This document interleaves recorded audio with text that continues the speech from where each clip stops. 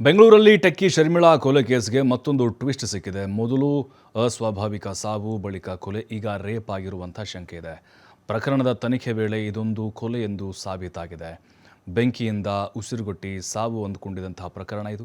ಆದರೆ ಪ್ರಕರಣದ ತನಿಖೆಯಲ್ಲಿ ಕೊಲೆ ರಹಸ್ಯ ಬಯಲಾಗಿದೆ. ರಾಮಮೂರ್ತಿ ನಗರದಲ್ಲಿ ನಡೆದಂತಹ ಟೆಕ್ಕಿ ಶರ್ಮಿಳಾ ಸಾವು ಪ್ರಕರಣ.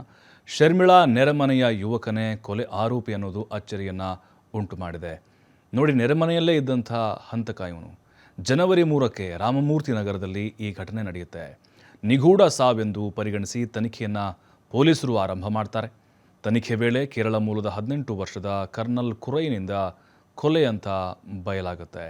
ಶರ್ಮಿಳಾ ವಾಸವಿದ್ದ ಫ್ಲಾಟ್ನ ಮುಂದೆ ವಾಸವಿರ್ತಾನೆ ಈ ಆರೋಪಿ. ಶರ್ಮಿಳಾಳಿಂದ 16 ವರ್ಷ ಚಿಕ್ಕವನಾಗಿದ್ದ ಇವನು ಒನ್ ವೇ ಲವ್ ಮಾಡ್ತಿದ್ದಂತೆ. ಕಳೆದ 3ರ ರಾತ್ರಿ ಶರ್ಮಿಳಾ ಮನೆಗೆ ನುಗ್ಗಿದ್ದ ಈ ಆರೋಪಿ ಕುರೈ ಏಕಾಏಕಿ ಶರ್ಮಿಳಾನನ್ನು ತಬ್ಕೊಂಡ್ಬಿಡ್ತಾನೆ ಮತ್ತು ಅನುಚಿತವಾಗಿ ಆಕೆ ಜೊತೆಗೆ ವರ್ತನೆ ಮಾಡೋಕ್ಕೆ ಶುರು ಮಾಡ್ತಾನೆ. ಶರ್ಮಿಳಾ ಇದಕ್ಕೆ ಒಪ್ಪೋದಿಲ್ಲ, ಪ್ರತಿರೋಧವನ್ನು ಒಡ್ತಾರೆ. ಕೋಪಗೊಂಡು ಆಕೆಯ ಮೇಲೆ ಇವನು ಹಲ್ಲೆ ಮಾಡ್ತಾನೆ. ಹಲ್ಲೆ ನಡೆಸಿದ ಬಳಿಕ ತಲೆದಿಂಬಿನಿಂದ ಉಸಿರುಗಟ್ಟಿಸಿ ಕ್ರೂರವಾಗಿ ಕೊಲೆ ಮಾಡ್ತಾನೆ. ಘಟನೆ ಬಳಿಕ ಯಾರಿಗೂ ಅನುಮಾನ ಬಾರದಂತೆ ಪ್ಲ್ಯಾನ್ ಮಾಡ್ತಾನೆ. ಶರ್ಮಿಳಾ ಮಲಗುತ್ತಿದ್ದ ಬೆಡ್ರೂಮ್ಗೆ ಬೆಂಕಿ ಹೆಚ್ಚಲಿಂದ ಎಸ್ಕೇಪ್ ಆಗ್ತಾನೆ. ಆರಂಭದಲ್ಲಿ ಮನೆಗೆ ಬೆಂಕಿ ಬಿದ್ದು ಉಸಿರುಗಟ್ಟಿ ಸಾವು ಅಂತ ಅನುಮಾನಗಳು ವ್ಯಕ್ತವಾಗುತ್ತೆ.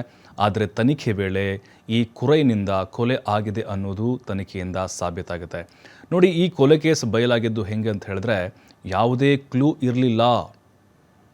ಮತ್ತು ಇದನ್ನು ಟ್ರೇಸ್ ಮಾಡಿದ್ದು ಕೂಡ ಪೊಲೀಸರ ಒಂದು ಅಚ್ಚರಿಗೆ ಕಾರಣ ಆಗುತ್ತೆ. ಅದಾದಮೇಲೆ ಮೊಬೈಲು ಆಕೆ ತೆಗೆದುಕೊಂಡು ಹೋಗಿದ್ದ, ಸ್ವಿಚ್ ಆಫ್ ಮಾಡಿದ್ದ. ಇವನು ಸಿಮ್ ಹಾಕಿದಾಗ ಅಲ್ಲಿ ಲಾಕ್ ಆಗಿದ್ದ.